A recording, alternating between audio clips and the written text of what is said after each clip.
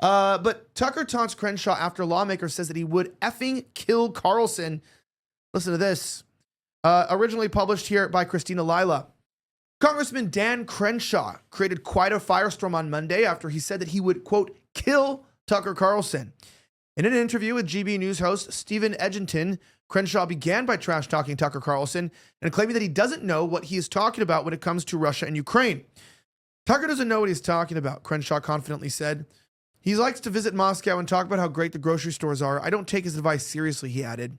And I want to play the clip here. I don't believe it's censored, is it? I don't think it is. So just check this out and tell me what you think. I want to discuss this. Was this just a man talking? This is the question. And just, I'm going to have to kill you. Like, it's not a serious statement. Or does this show something deeper going on about how the government feels about those who question their narratives? Watch. Just coming back to this $100 billion to Ukraine, I know that people like Tucker Carlson will make the argument that there's a real opportunity cost there. We could have spent that money on the border or fixing, issues in America. Yeah. What do you make of that argument that all this money could have been spent to help Americans and not Ukrainians? Well, you can walk and chew bubblegum at the same time. We spend 75-80% of our budget on a welfare state in America, on Social Security, Medicare, and Medicaid. I would love to ask Tucker what he thinks that $100 billion should be spent on, and if he would vote for it as a conservative. Tucker doesn't know what he's talking about. Tucker likes to visit Moscow and talk about how great the grocery stores are. So I don't really take his advice very seriously. All right, so he says that. Now, before we get to the actual threat, what is that? Is that Dan Crenshaw's personal opinion? Is that the deep state speaking? I mean, to dismiss. The guy's like, hey, you guys spent $100 billion on Ukraine. They're losing the war. Tucker's not very happy about that. He's like, it's basically just like a Moscow pro-Russian plan. Where do you stand on this debate between the pro-Ukraine, pro-Russia, as Dan being the head of the pro-Ukraine, and maybe we'll just say Tucker. I don't think he's pro-Russia, but being more on the other side of maybe it's not all Russia's fault. I think he's just extremely angry at Tucker because Tucker has a larger audience and more people are listening to him, and he's lost the argument. And I think it's as simple as that. I loved. Maybe we'll get to this, but Tucker's response to this, I thought that was spot on. And I know I'm jumping ahead, but Tucker says, well, come on, we'll discuss it, but I don't really think, I would love to see that because I don't really think that Dan Crenshaw could sit and actually openly discuss the war with Tucker Carlson. I don't think he has the talking points. I think he'd get too flustered, and I think we would see the rage and the screaming and him storm off. I think we all agree on that. That's what would probably most likely happen. So I just think he has a tremendously huge ego, and he's frustrated that people don't want to listen to him and that we all don't want war with Russia, which is insanity. But he thinks that that's the only way to go. It's just so crazy to me. I'm not on track with that at all. Yeah, and listen, I'm going to go to you, Michael, in a second, but I want to play this. Upon leaving the interview, as you've probably already seen, this was originally published by Nick Sortur, who is a journalist. GB News actually deleted this clip. I don't know if you know this. They deleted it. So definitely there was pressure here from the Crenshaw camp or the United States government, one or the other, for them to delete this. But things don't die on the internet. Unfortunately, if you upload your boobs to the internet, someone will uncover them one day. And it's not their fault. And now GB's saying, and Dan's saying people are trying to, twist the narrative. So check this out. You tell me your perspective. We'll go right to Michael. Was this just tongue-in-cheek, a man saying something? Are we overreacting? Or does this show a broader point like Jim said here where Dan doesn't have the ability to defend his points? Listen. Thank you. Have you ever met Tucker? We've talked a lot. If I ever meet him, I'll probably kill him. He's the worst person. All right. So, Mike, what do you think? Do I think Eye Patch McCain was going to attack Tucker when he sees him? I don't think he's going to do that. I think it comes down, as Jim said, it's a lot to do with the ego. And he's just part of the whole military complex where they're just trying to force endless wars. And, you see it everywhere with him, with McConnell, with, lesbian Lindsey Graham. So you have a few different ones there. Yeah, and look at this, though. So, weighing in on this, it's kind of funny because Dan Crenshaw, when he was asked, did he threaten to kill Tucker, he said this. He said, lol, no. And then readers added context. Here's the video of Dan Crenshaw in question from Nick Tour. And if you go down even further, Elon Musk weighed in and said, why is Crenshaw homicidal regarding Tucker? And Tucker said, why don't you come sit for an interview and we'll see how you do. I'll send you my address, Dan Crenshaw. And I think that aligns with what you're saying, Jim, that he's saying, okay, you could kill me, or how about you kill me with the facts? Come sit down and let's discuss face to face and find out what the truth is here. And in the end, I think we would see an intellectual homicide against Crenshaw. Do you agree? Oh, absolutely. I think Tucker would just skewer him. It wouldn't even be close. So, yeah, I don't think Dan's going to take him up on that offer. But it would be great. It'd be must-see TV for sure. Maybe they could raise money for the Ukraine war or something, take donations and we could send some more missiles to Ukraine. I think it'd be must-see TV. Yeah, I happen to agree with that too. I mean, look, your final take on this. I know we got Mike back there on the on the take. I mean, you think a lot about Crenshaw and what's going on.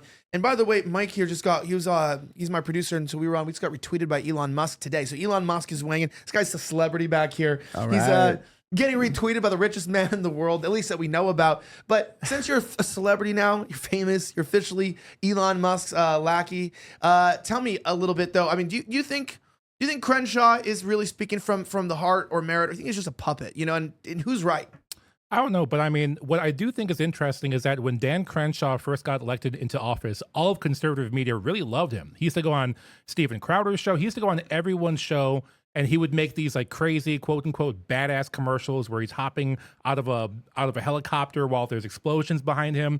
And then just somewhere along the line, which was probably around the Ukraine war when it first kicked off, he just completely changed tune and then just decided that he wanted to just keep on with the forever wars. So it's a big disappointment, if nothing else. I can't say if he's compromised. I can't say who he's compromised to, much less. But he's just a major disappointment because a lot of the people were on his side, especially in the alternative media. And yeah, he just kind of just let everyone down. It's sad to see.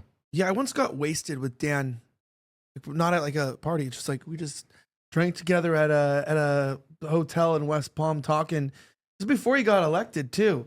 And not intentionally, but I'm not promoting drunkenness or anything. Just, we're sitting down drinking whiskeys, and all of a sudden I realized, like, Dan is hammered. He's like, well, And I was like, damn. I was like, this guy's like one of the boys. I thought he was one of the boys. I mean, Dave Rubin was there or whatever. I mean, it was whatever. Right? It's like we're grown men. We do what we do. But, I did have a lot of hope for him. And it turned out he just ended up being almost like one of the neocons, just one of these McCains or something like that. And I feel like I'm disappointed in a lot of these type who put on this American front and they're veterans and they have all the right resume, but when it comes down to it, they're just sold out. I don't know if you feel like that, but I genuinely feel like it scares me for the Trump administration because I'm hoping that's not what we're getting right now with Bondi and the rest of them, where it seems like they're on board, but going down the line, it's like they're going to vote for another $100 billion for Ukraine. Yeah. Well, I'll tell you, compared to the first administration, when Jeff Sessions, one of the first things he did was turn over his power to turn over his position to the second in charge, Rod Rosenstein. That was unbelievable, and that hurt Trump's tremendously in the first administration because then the FBI and DOJ came after him constantly. I don't think we're going to see that. I think we have some great people in. I think we have to give him a chance. I do. But with McCain, I think I agree with Mike over here who said, he's just disappointed. I think a lot of us liked him. I liked him when he came out. I thought he was pretty cool. But now he just sounds, when I heard that clip, I thought of Liz Cheney. I thought, is this Liz Cheney speaking? And so that's what he's become to me.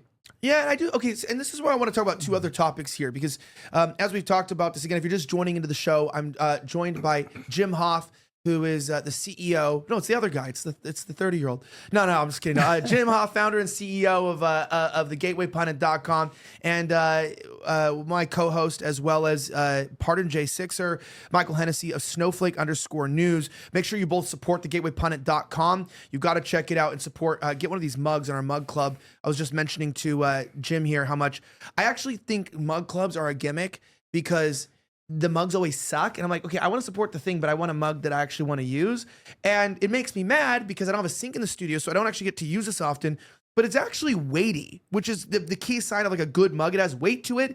It also is like embossed. So this is not some cheap, crap that it's like gonna wash off. They're always like, they send you a mug, it's got like screen printed on it or something. And you also get the actual logo, like double sided. So sometimes they only even put on one. So then it's like, then you're just here. But if you want to support the Gateway Pundit and our independent media and journalism and keep these investigations alive, you can join our mug club, sign up to become a member at thegatewaypundit.com. As we get into the next story, I want to talk a little bit about other J6ers, Enrique Tarrio, and some of the stuff that's been going on, as well as a slight comment just about the change in the media and censorship, if you don't mind, before you go. So let me tell you guys what's something important. As we go into this, make sure you guys check out this company called Van Man. Very, very important that you check it out. Now, my wife, we're very, very critical of these random health companies, right? You look at the back and it says that they're healthy food, but then it's got high fructose corn syrup. It's like, that's not healthy. You go and it says, oh, this is a natural sunscreen, and it's got literal carcinogens. You got Johnson & Johnson being sued for carcinogenic properties. And just today, you have I forget which company it was. Just today, one of the big pharmaceutical companies, do you know what this was? Just got accused of having carcinogens, and the Congress is being lobbied and might actually back them to block them from an investigation. So everybody hates you except for Van Man.